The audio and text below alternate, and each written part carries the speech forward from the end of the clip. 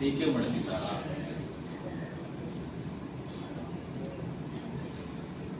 EWS ಅಲ್ಲಿ ಬಡ ಒಕ್ಕಲಿಗರಿಗೆ ಜಾಗ ಇದೆಯಾ? ನಮ್ಮ ಅಭ್ಯರ್ಥಿ ಕೇಳಿದಾರ ಎಲ್ಲಾದ್ರೂ?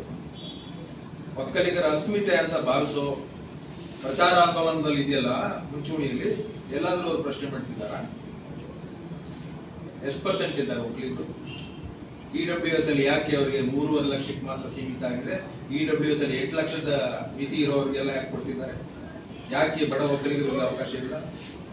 ಬಡ ಲಿಂಗಾಯತರಿಗೆ ಯಾಕೆ ಅವಕಾಶ ಇಲ್ಲ? ಬೇರೆ ಬೇರೆ ಜಾತಿಯವರಿಗೆ ಯಾಕೆ ಒಳಗಡೆ ಅವಕಾಶ ಇಲ್ಲ?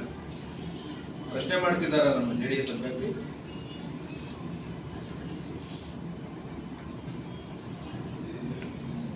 ನ್ಯಾಯಾಂಗದ ಸಾರ್ವಭೌಮತೆಯ ಮೇಲೆ ದಾಳಿ ಆಗ್ತಿದೆ, ಪ್ರಶ್ನೆ ಮಾಡ್ತಿದ್ದಾರ ಈ ಬಿಜೆಪಿ ಜೊತೆ ಕೈ ಜೋಡಿಸಿರೋ ಪಕ್ಷಗಳು? ಮೊನ್ನೆ 600 ಜನ ಲಾಯರ್ಸ್ ಬರೆದಿದ್ದಾರೆ ಲೆಟರ್ ಸುಪ್ರೀಂ ಕೋರ್ಟ್ಗೆ. ಹಂಗ್ ಮಾಡಬೇಡಿ, ಹಿಂಗ್ ಮಾಡಬೇಡಿ, ಸಾಮಾಜಿಕ ಪ್ರತಿಭಟನೆಗಳನ್ನ ಲೆಕ್ಕಕ್ಕೆ ತಗೊಳ್ಬೇಡಿ ಅಂತ ಬರೆದಿದ್ದಾರೆ. ನಾವು ಇವರನ್ನ ಸಪೋರ್ಟ್ ಮಾಡ್ಬೇಕಾ? ದೇಶ ಉಳಿಸ್ಕೊಳ್ಬೇಕಾದದ್ದು ಸಂಕಲ್ಪ ಯಾತ್ರೆಗೆ ಬಂದ ಯಾವುದೋ ಒಂದು ಟೀಮ್ ಅಷ್ಟೇ ಜವಾಬ್ದಾರಿ ಅಲ್ಲ, ನಮ್ಮ ಜವಾಬ್ದಾರಿ, ಈ ಜಿಲ್ಲೆಯ ಎಲ್ಲ ಜನರ ಜವಾಬ್ದಾರಿ, ಈ ದೇಶದ ಎಲ್ಲ ಜನರ ಜವಾಬ್ದಾರಿ. ಏನಾಗಿದೆ ಈಗ ದೇಶದ? ಯಾಕೆ ಈ ಸಂಕಲ್ಪ ಯಾತ್ರೆ ಮಾಡಬೇಕಾದ ಜನ ಯಾಕೆಲ್ಲ ಪ್ರಗತಿಪರರು, ಸಾಹಿತಿಗಳು, ಬರಹಗಾರರು, ಸಾಮಾನ್ಯ ಜನರು ಎಲ್ಲರೂ ಯಾಕೆ ಬೀದಿಗಿಳಿದಿದ್ದಾರೆ? ರಾಜಕೀಯ ಪಕ್ಷಗಳನ್ನ ಕಾರ್ಯಕರ್ತರು ಇವರು ಯಾರು ಅಲ್ಲ, ಆದ್ರೂ ಬೀದಿಗಿಳಿ ಕೇಳ್ತಿದ್ದಾರೆ, ದಯವಿಟ್ಟು ದೇಶ ಉಳಿಸ್ಕೊಳ್ಳೋಣ ಅಂತ ಎಲ್ಲರೂ ಬೀದಿಗಿಳಿದಿದ್ದಾರೆ. ಯಾಕೆ?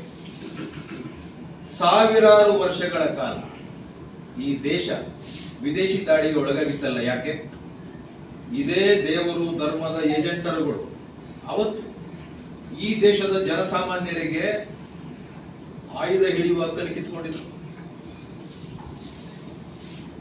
ಭೂಮಿಯ ಹಕ್ಕನ್ನು ಕಿತ್ಕೊಂಡಿದ್ರು. ಇವರು ಸ್ವಲ್ಪ ಬರೀ ಗುಲಾಮರಾಗಿ ಬದುಕ್ತಿದ್ರು. 99% ಜನ ಈ ದೇಶದ ಜನ ಗುಲಾಮರಾಗಿ ಬದುಕ್ತಿದ್ರು. ಅದಕ್ಕೆ ಈಸಿಯಾಗಿ ದಾಳಿಗಳಾದವು. ಅದಕ್ಕೆ ಸಾವಿರಾರು ವರ್ಷ ಯಾರ್ಯಾರು ಆಳಿದ್ರು. ಕೈಯಲ್ಲಿ ಆಯುಧ ಇಲ್ಲದೆ ಇರೋ ಜನ ಪ್ರತಿಭಟಿಸೋದು ಹೆಂಗೆ?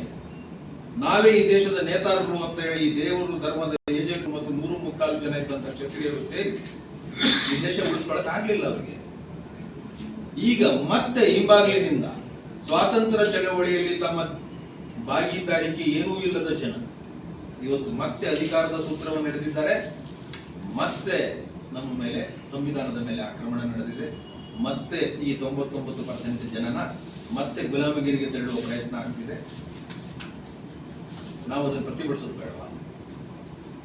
ಈ ದೇಶದ ಸಂವಿಧಾನವನ್ನು ಕಾಪಾಡ್ಕೊಳ್ಳೋದು ಬೇಡವಾ?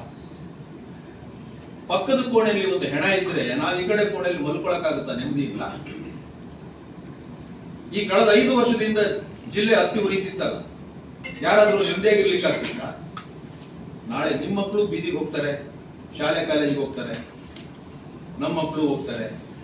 ಅಲ್ಲಿ ಸಮಾಜ ಹತ್ತು ಉರಿತಾ ಇದ್ರೆ ಮನೇಲಿ ಕೂತ್ಕೊಂಡಿರೋ ತಾಯಿ ಯಾವಳಾದ್ರೂ ನೆಮ್ಮದಿಯಾಗಿರ್ತಾಳ? ಆ ಹಗರಣ, ಈ ಹಗರಣ, ಟಿಪ್ಪು, ಹಿಜಾಬು, ಜಟ್ಗ, ಏನೇನೋ ದಾಳಿಗಳಾದವಲ್ಲ, ಇದನ್ನೆಲ್ಲವನ್ನು ಸಹಿಸಿಕೊಂಡು ನಾವು ಅವ್ರಿಗೆ ಓಟ್ ಹಾಕ್ಬೇಕಾ? ನಾವು ಕೂದಲು ಸೀಳುವ ಪ್ರಶ್ನೆಗಳನ್ನ ಕೇಳಬಹುದು, ಆದರೆ ರಾಜಕೀಯ ಸಾಕ್ಷರತೆಗೆ ಬೆನ್ನು ಮಾಡೋಕ್ಕಾಗೋದಿಲ್ಲ, ರಾಜಕೀಯ ಲೆಕ್ಕಾಚಾರಗಳಿಗೆ ಬೆನ್ನು ಮಾಡೋಕ್ಕಾಗೋದಿಲ್ಲ.